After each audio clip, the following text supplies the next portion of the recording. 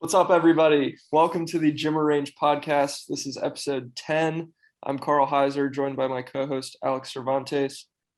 This show is brought to you by Vendetta Sports Media. Go check out the site, vendettasportsmedia.com, and subscribe to the YouTube channel where you're most likely watching this. It's preview season's done. We got games to talk about, baby. I'm so excited. This was week one of the college basketball season. Lots of really great games to talk about. Lots of teams that were not as good as maybe we thought they would be to talk about. But first, we're homers, so we're going to talk about our homers.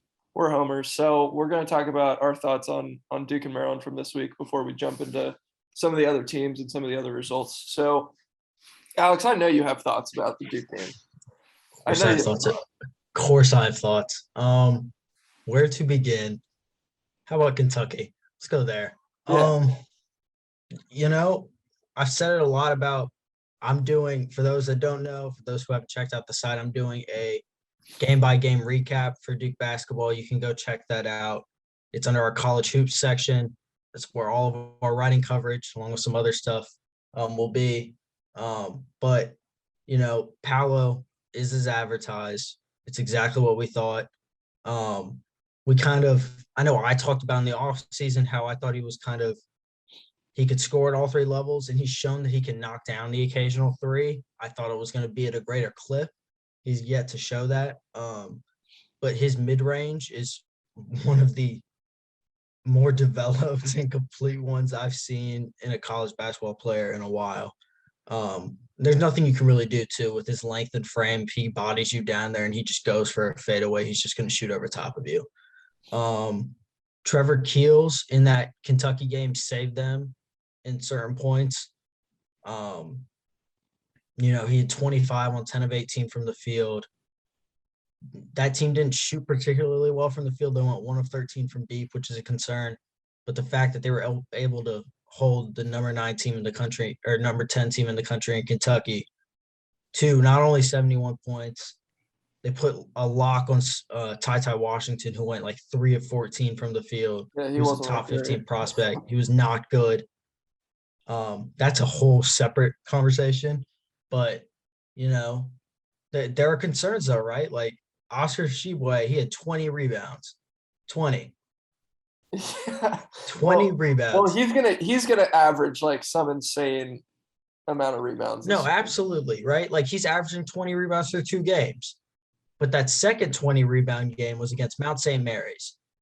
So there's a little bit of a fall off, in my opinion, between Duke and Mount St. Mary's. He had 12 offensive rebounds. Like that should not happen with the length of the Duke front court and Mark Williams, Theo John, and Paolo Banchero. And I guess finally in that Kentucky game, like there were runs where Duke played small ball and it worked better. It's where they were able to extend the lead with Keels and Roach. It's a little bit of a concern, right? Like we thought we had Mark Williams, who was entering in as this like breakout kind of star after what we saw in the ACC tournament.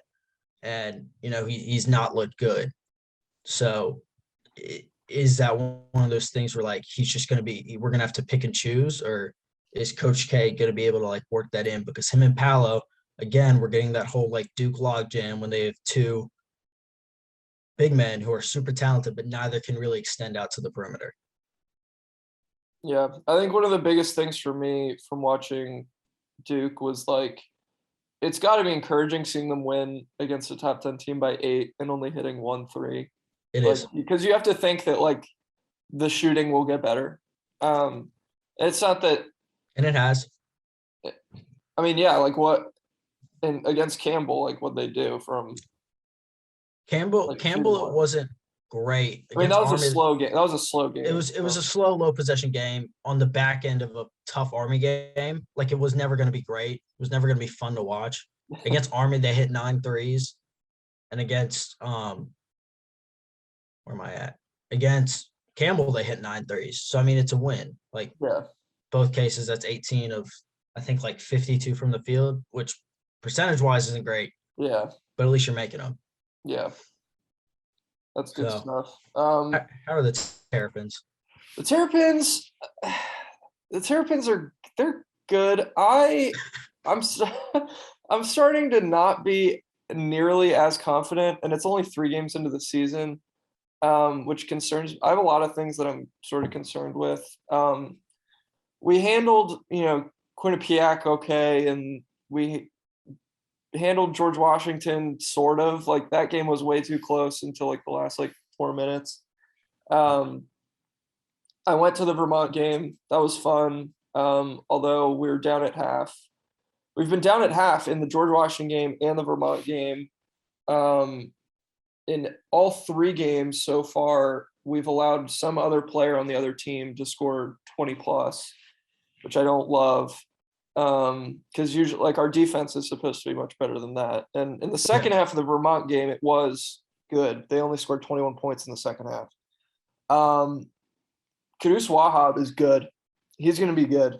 That was encouraging to see because we really just need him to like lock down the paint, especially with all the other great centers that are in the Big Ten. Like we need an answer for Kofi. We need an answer for Hunter Dickinson, Trace Jackson Davis. Like we need somebody to match up against those guys. And I don't think he'll be like better than any of them, but he'll, I think, be able to hold his own defensively. And he's also averaging like 15 points a game, which like any offensive benefit he gives is a bonus. Like I'll take it. Exactly. Yeah, but I really just need him to like block shots and rebound. He's averaging 2 blocks a game and like, 9 rebounds. So like I'm happy with it. I'm happy with what he's done so far. The Fats Russell experience, I'm still not sure how I feel about it because like I like him and he doesn't shy away from the big shot, which is like an objectively good quality to have for a player. The problem is he's just so inefficient. And like I could tell in the Vermont game that there were some possessions where once he got the ball, he had already decided like, all right, I'm taking this shot, which like they were definitely, his shot selection is not my favorite thing. He went 2 for 8 from 3-point range.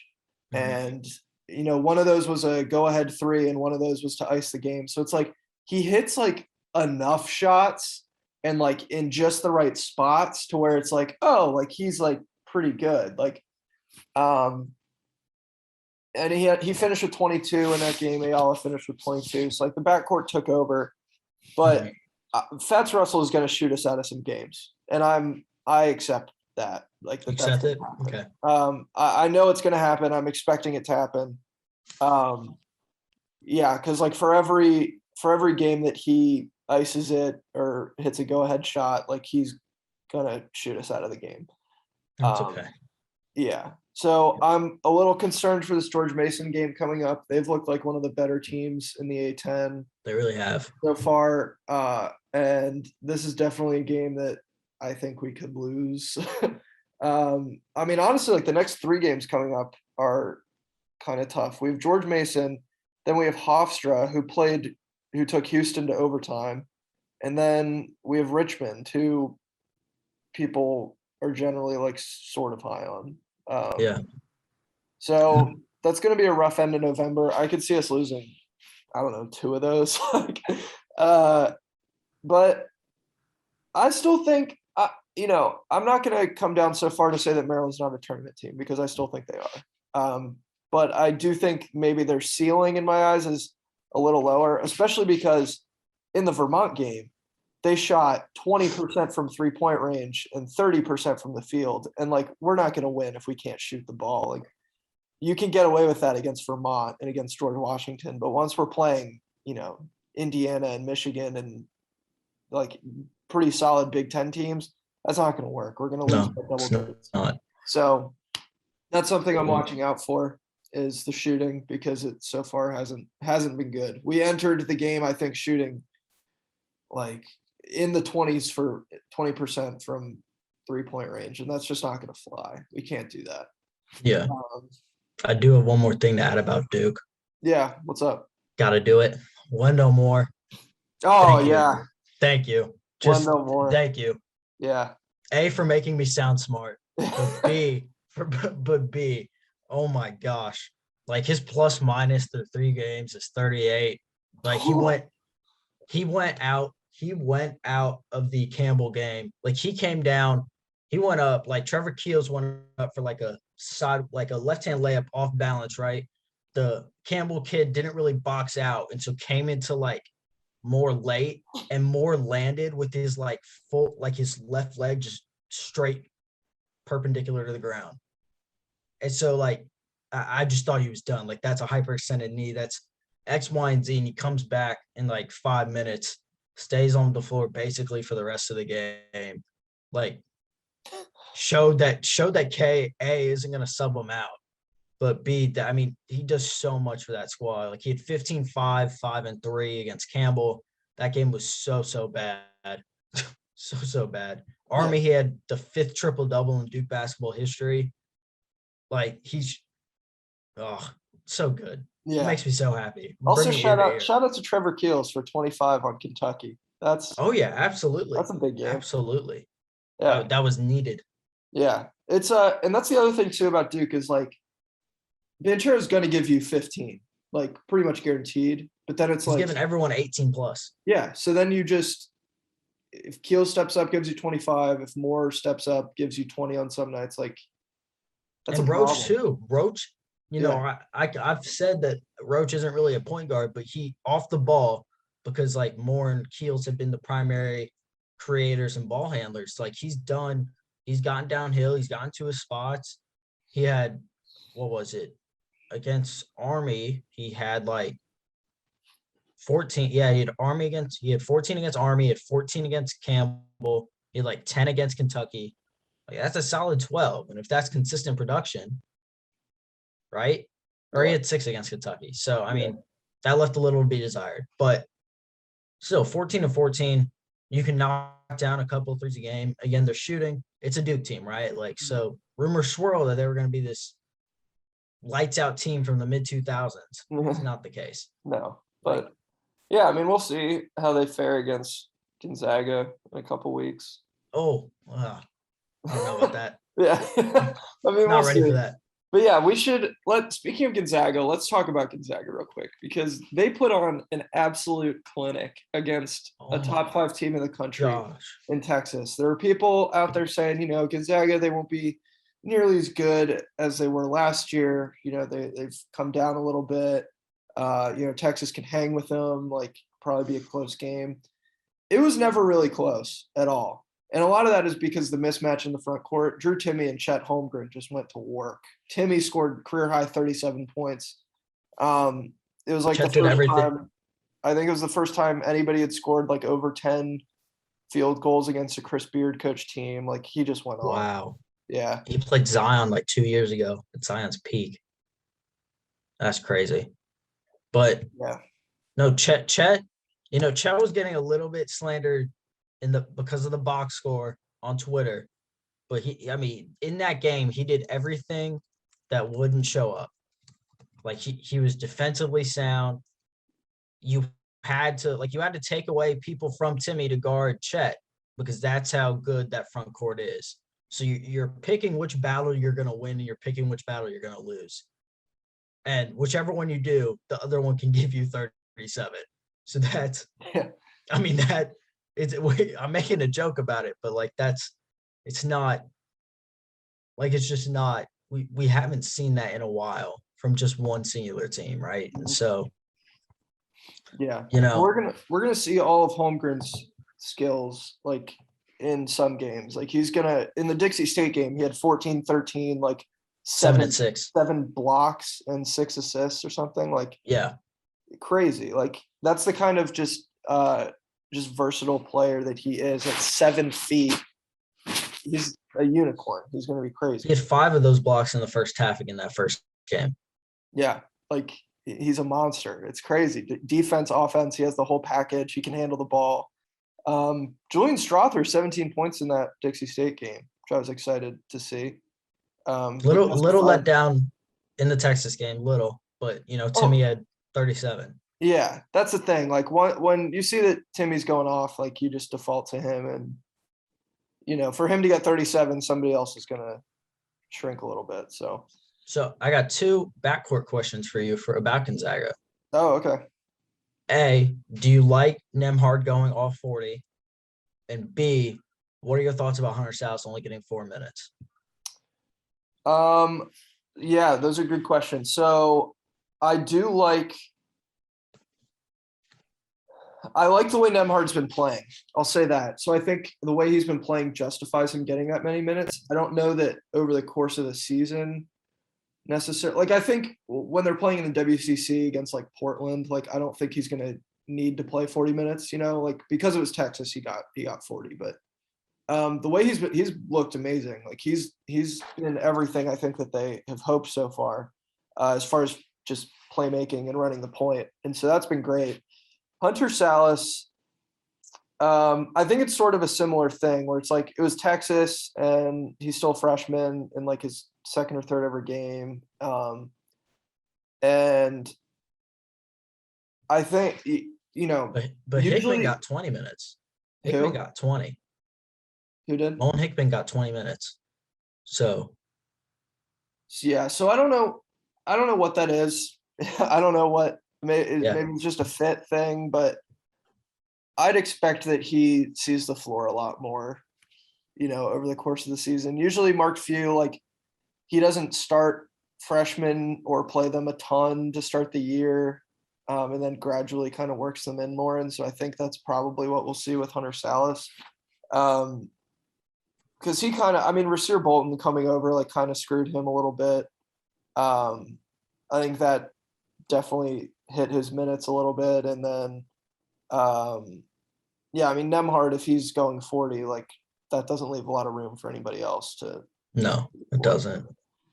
But I mean, this front yeah. court's awesome. The back court is good.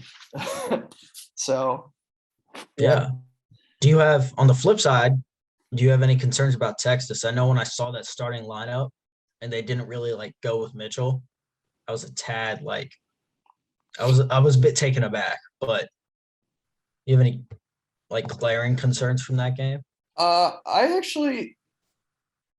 don't have glaring concerns about Texas yet, because I think this is kind of what I expected them to look like.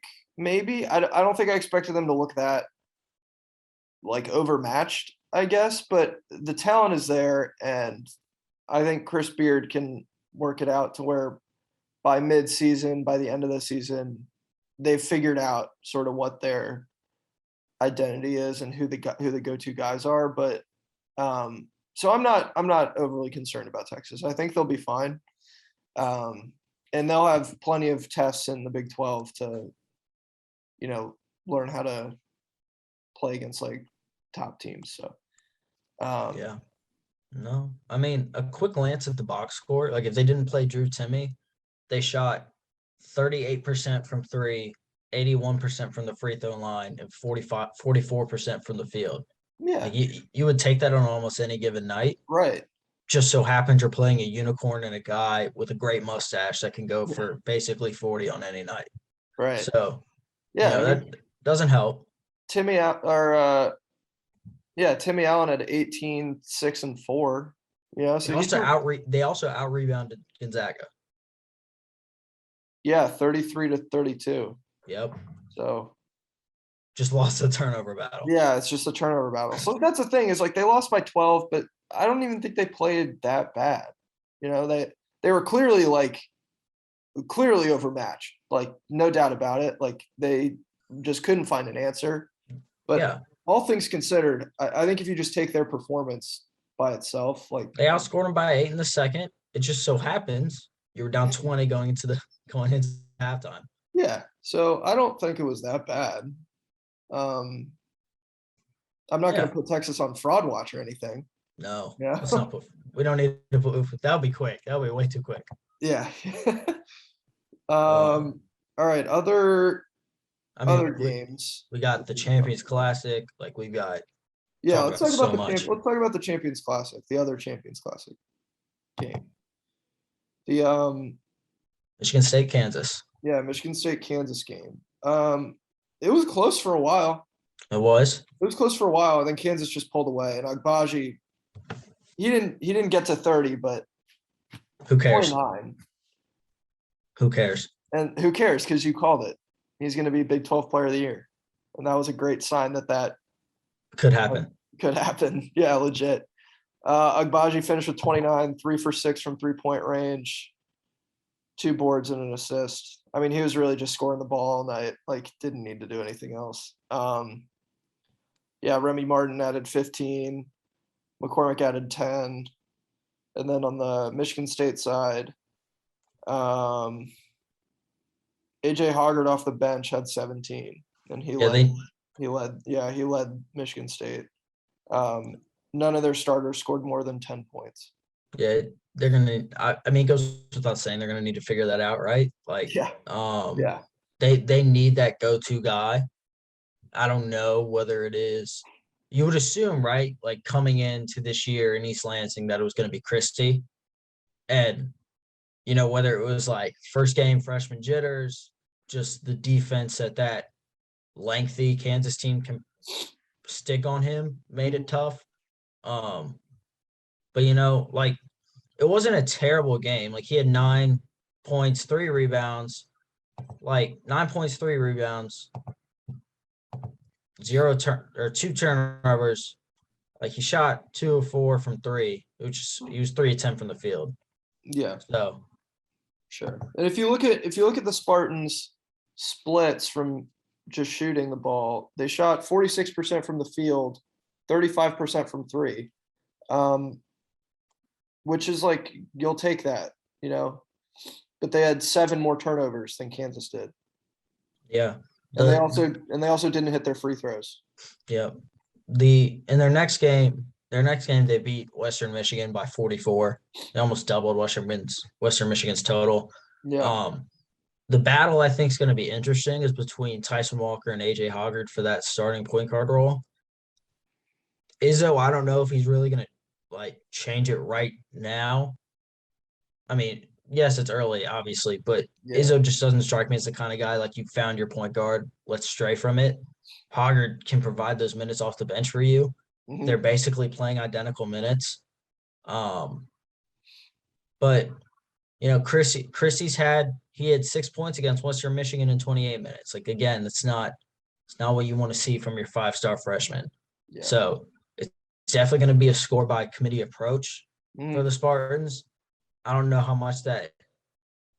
I mean, it's great, right? Like if you can have a couple guys give you 12, one guy go for 17, you get anywhere from like 6 to 10 from 3 contributors off the bench, and you've hit like 70 points already, right? So that's great. But when you hit, and you kind of touched on the Maryland side of things, when you can't score the ball, like what happens when you play Michigan in Ann Arbor, Juwan Howard, excellently close. Like, what are you going to do? Who do you have a go-to guy? You're going to play Purdue.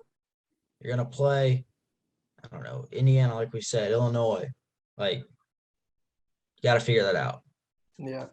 And they have some fun non-conference games coming up. They have Butler, which should be an interesting game. They have Loyola Chicago.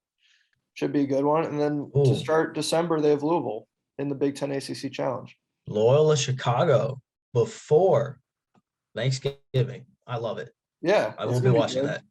Yeah, it's the Battle for Atlantis game. That'll be good. Yes. Gosh. Thank you. I'm thankful for Thanksgiving basketball. Like I don't. Yeah. Oh my gosh, it's so amazing. It's so amazing. Yeah. I don't know. It's better than Thanksgiving football. Hot take. I don't know. No, not a hot take. Not a hot take. You just think we have to watch the Lions. Yeah. No, we watched especially this year. No, you're right. You're right. That's a good point. That immediately bumps it down like 3 spots. Yeah. Are there any other like big kind of marquee games that we need to talk about? I mean, most other teams kind UCLA, Villanova, even though we both don't like those teams. Right. And we need to talk about Kentucky. What about Kentucky? I mean, Kentucky in that Duke game. Like it was just general. We kind of touched on it a little bit, but do you have anything to add? I don't have anything to add on Kentucky. I'm not ready to sound the alarm bells on Ty yet. But he did not look good. He'll be good for them. I'm not worried. I mean, when Shadon Sharp comes and starts playing, then he won't have to be as good. Oh my gosh, CJ Frederick went down. Oh, for the season. He went down for the season. Not great.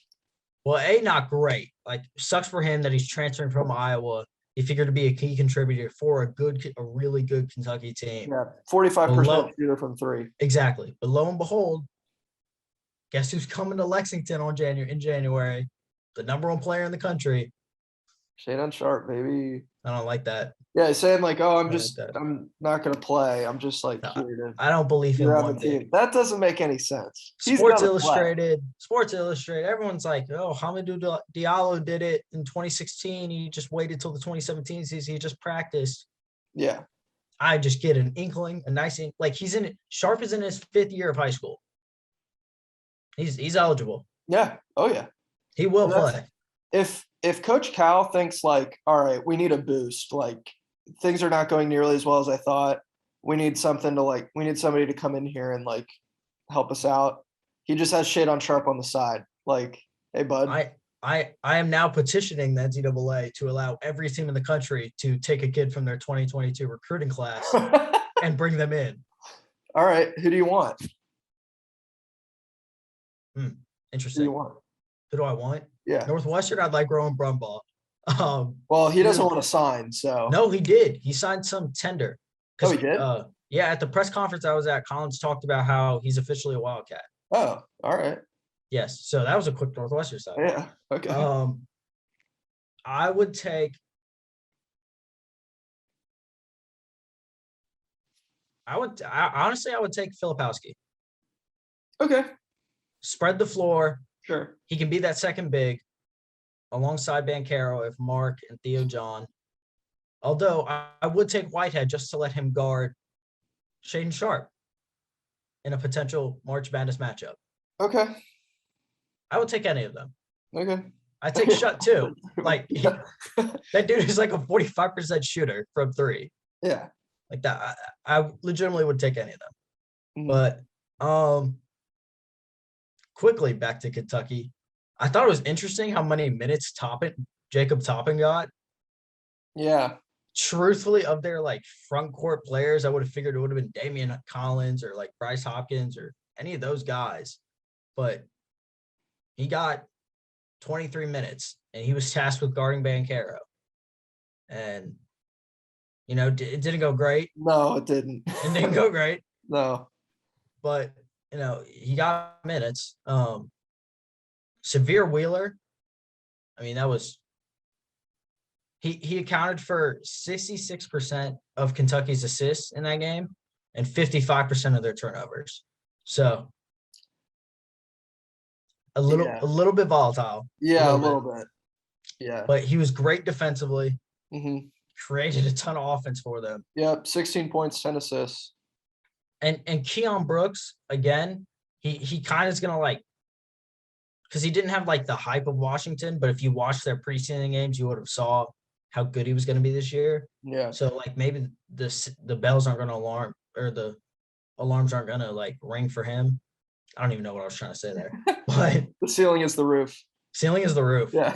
The ceiling is the roof. No, but I just wonder if his low output in that game was a factor of him having to guard Banchero for 30 plus minutes. Oh, and just being exhausted. Yes. Yeah. Well, here's my thing. I know if my team went on a run and then I came down, I'm trying to guard the 6'10", 250 power forward, and on consecutive plays, he goes into a combo dribble, pull-up jumper from 18 feet and nails it in my face, then turns back around and hits a fadeaway jumper in a double team. I'm not feeling great. No. You shouldn't be able to do that. That's not natural. No, it's not. No. Yeah, he's an animal. And the thing is, once Paolo starts hitting threes, it's over. It's just over. You went 0 for 3 from distance against Kentucky. He's made 1 3. Yeah, he's gonna get that shot at some point. Basket, yeah, if the lid opens. Yeah.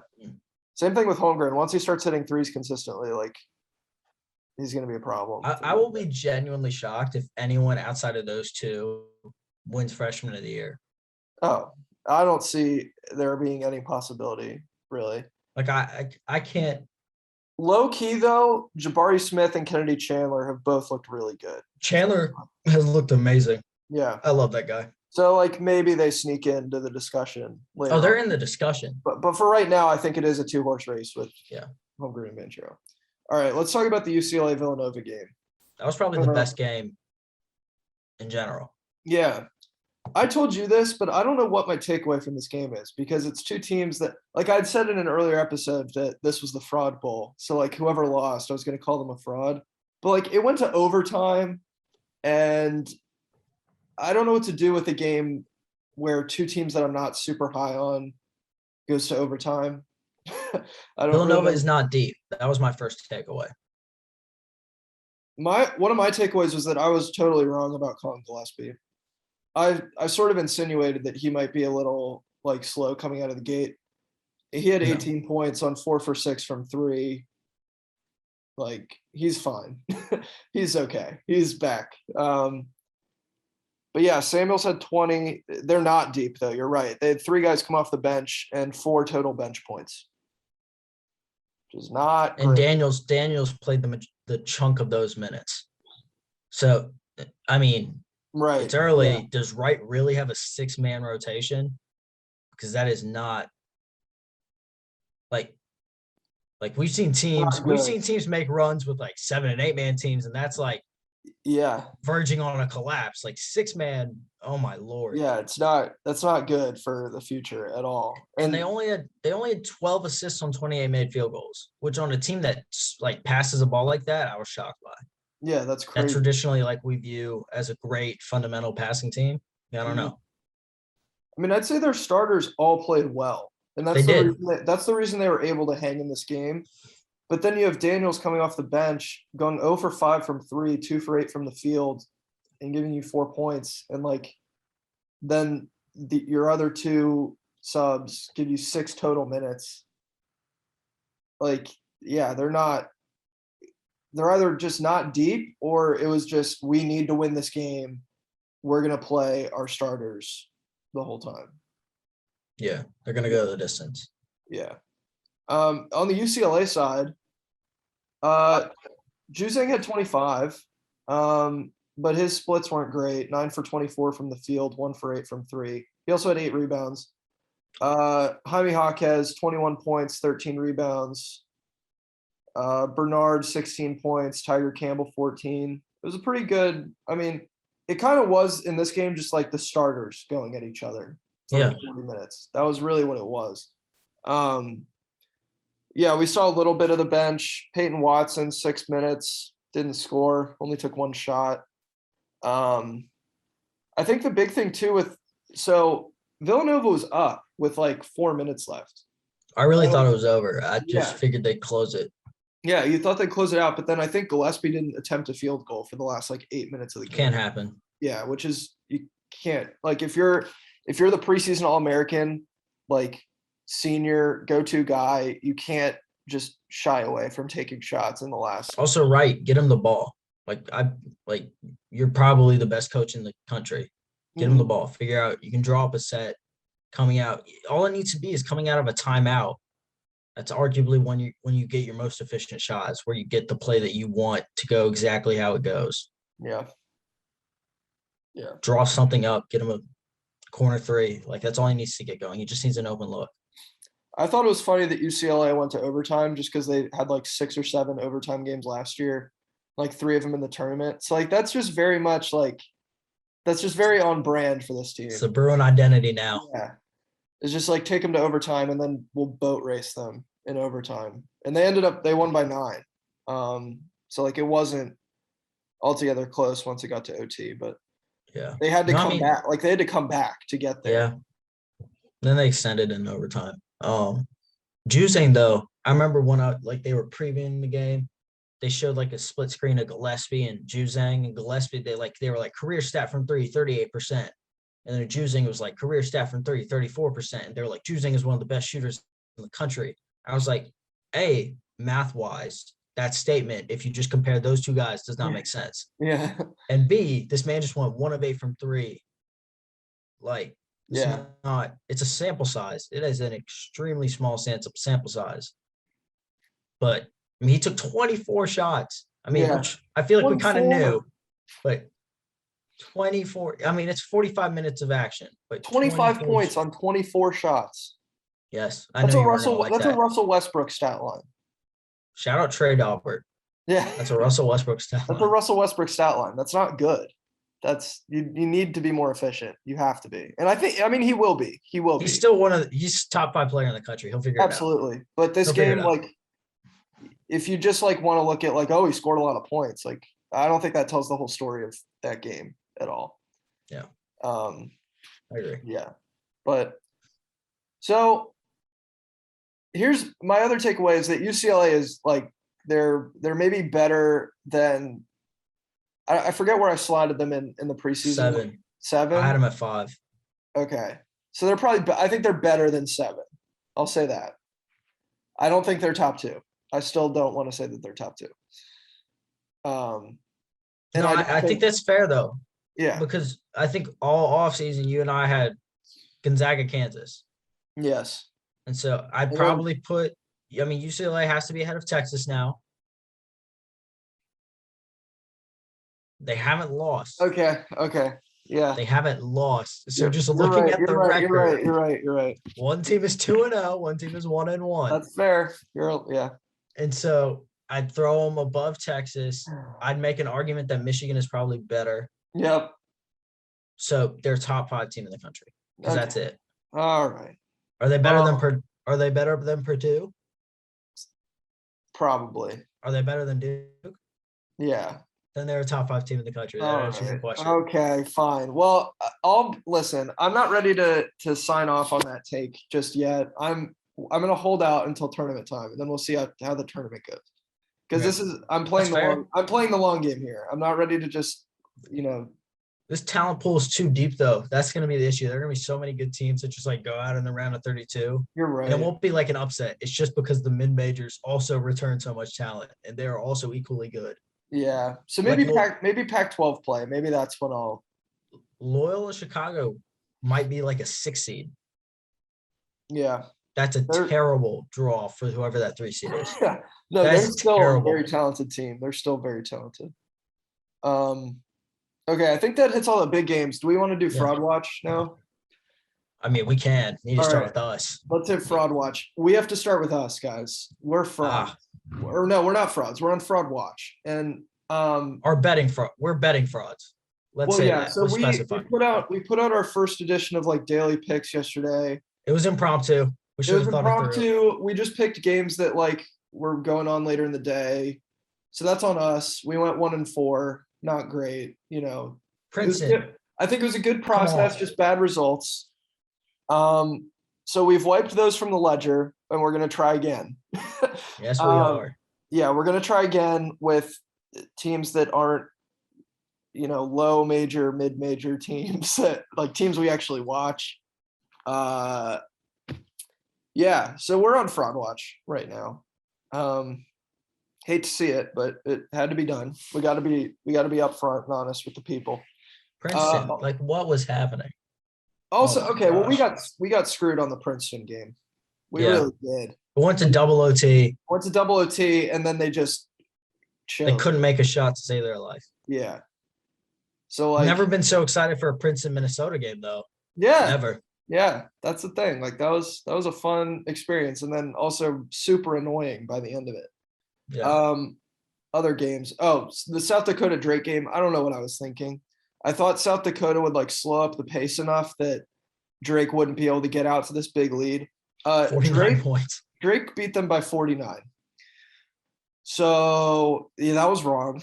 South Dakota at 50. Almost double them. Yeah, almost doubled them. Not great. Not a great pick. St. Bonaventure, Fraud Watch. I'm putting them on Fraud Watch. They were favored by 20 points, and it took a second half comeback to beat Canisius or whoever. Yeah. One of the worst teams in the country, though. I think they're better than people expected. Yes. The initial Ken Palm was in the 250s or 270s. Sure, but they're in the bottom 20%. Yeah. So, and St. Bonaventure is supposed to be a top 25 team, and that returning all 5 seniors. Yeah.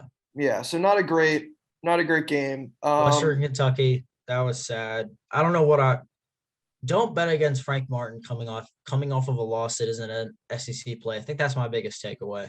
Yeah. I don't. They were locked in defensively, which we knew we were going to get from this Gamecocks team. The offense was really bad at points, almost unwashable, and Western Kentucky just couldn't get it going. Nope. And so, but all that to say, we'll be better. We'll be better. It's just the first one. Sometimes, you don't have a great day, but we're going to have some good days. All right. Moving on from other fraud watches. Other fraud watch. Ohio State. Ohio State is on fraud watch. Yes. They beat Akron by 1. They struggled. Who do they play next? They struggled against them. I'm going to find it. They did struggle. They struggled against Niagara. They were losing, or it was tied after, what was the half? Yeah, they were up by 1 at half against Niagara. They pulled away. They won by 10. They pulled away. Yeah, but it's like. You shouldn't pull away against Niagara. Yeah, and I think people wanted to say that losing Dwayne Washington was not a big deal. It's clearly a big deal. I said it was a big deal. A few minutes into the second half of the Akron game, their backcourt had combined for 2 points. You really want to say that the backcourt production isn't a concern? Because it definitely is. Dwayne Washington does not go into that second half with only 2 points. I can tell you that much.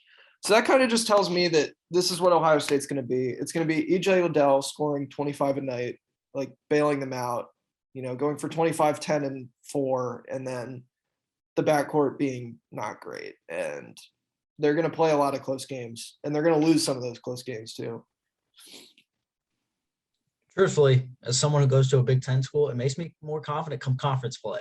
Hey, I'm not going to lie. I agree with you, because even if Maryland is a fraud, it looks like there's some other Big Ten teams that are going to be frauds. So, Michigan State has not looked good. They've looked Ohio State hasn't looked good. Yeah. We'll get waxed by Purdue and Michigan. That's okay. That's okay. That's expected. Learn. That is expected.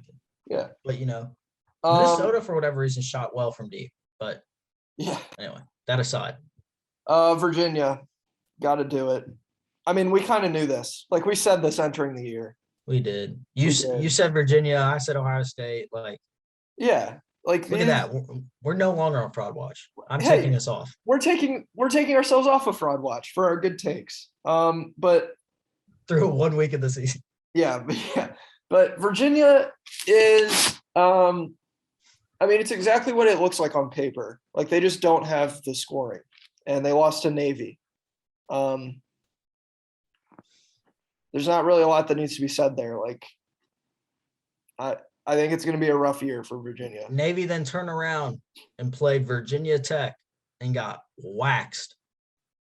Just got massacred, by the way. So, yeah. When we were saying that Virginia Tech was the best team in Virginia, we weren't lying. Yeah, Keve Aluma was the real difference maker. Scored 20 points. Virginia Tech wins by 20. So. Boom. There you have it. Also, your Keve Aluma first team take is alive and kicking. Thank you. I haven't checked on Isaiah Wong. How's he doing so far? Let's check in on him. But a quick glance at the Virginia Tech schedule. They've got Memphis on Wednesday before Thanksgiving. Mm-hmm. Then they have Maryland, Big Ten Challenge. Yep. Those are 2 good games. Potentially ranked matchups. But no, those just seem fun. I just wanted to point those out. Last thing for Fraud Watch, I'm not going to put Houston on Fraud Watch, even though I could, but I'm not going to. They went to overtime against Hofstra. And I just think that was just a working out the kinks game. I don't know what it is about this that makes me feel like it's different from some of the other ones. Maybe it's just that I don't know. I think that game was more Hofstra played like the game of their life, and it was less to do with Houston, who needs to be better defensively. But Sasser gave him 25, and that's what he'll do, though. Yeah, Jawan Roberts had 15 rebounds. I think they'll be okay. I'm not putting them on Fraud Watch until something else happens. I've got the Isaiah Wong stats. All right, what do we got? They're not ideal. Cameron McGusty is averaging 24 a game for the Hurricanes. Ah, Wong is averaging 13 and a half, 3.5, and 2.5, yeah. and 1.5 steals. But his shooting splits are 47 or 48%, 85% from the line, and 16% from three. Okay. I mean, there's time. There's time. I like the field goal percentage and the free throw percentage. I don't know, like legitimately, I don't know how the math checks out that you are shooting almost 50% from the field, but you're shooting 16% from three. So you're beyond efficient inside the arc. Yeah. Okay. Yeah. All right, Okay. sure. Sure. Okay, this is not fraud watch. This is laud watch. It's the opposite of fraud watch. So teams that we are lauding moving into. Okay. Okay, yeah. Alabama was supposed to sort of have a pretty tough game against Louisiana Tech. People like Louisiana Tech coming into the year. Kenneth Law. And they won by 29 points. So bad. So yeah, but people expected that game to be a lot closer than it was. I mean, the spread was 12, and Louisiana Tech people like, so yeah. Alabama's going to be dangerous. Long story Yes. short. Memphis is going to be dangerous too. Amani Bates has looked really good. Duran's looked good. Yeah. So watch out for those teams. Illinois has handled business without Coburn. Yeah. And Coleman Hawkins has looked good. A lot of these teams, it's hard to really have. Like that's we spent most of our time talking about the games where two like good teams played each other, and that's because like these other ones, it's just teams taking care of business. It's the bye games. Yeah, unless it's not and they lose them, but Virginia. Yeah, that's hey. It was the week of Veterans Day. They were respecting the troops. All right. Smart. Yeah. Smart. All right. Do you have any thoughts? Like, not really entirely sure what to make of that Florida State game. Like Florida State had a lead going into second half, had it with like 13 to play in the second, and they lost by 15. Florida's really tough. I don't know. I mean, I Colin Castleton went off. He did. 15 and 16.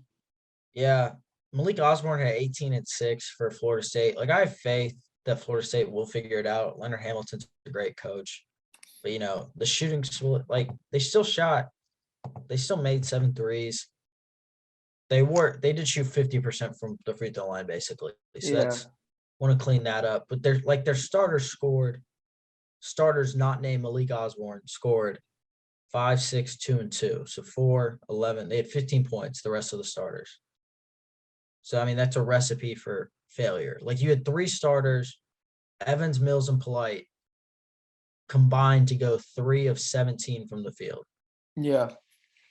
And the turnover battle was close. So it's not even like you made you just got outplayed. Like, you just flat out got outplayed. And Florida was better defensively.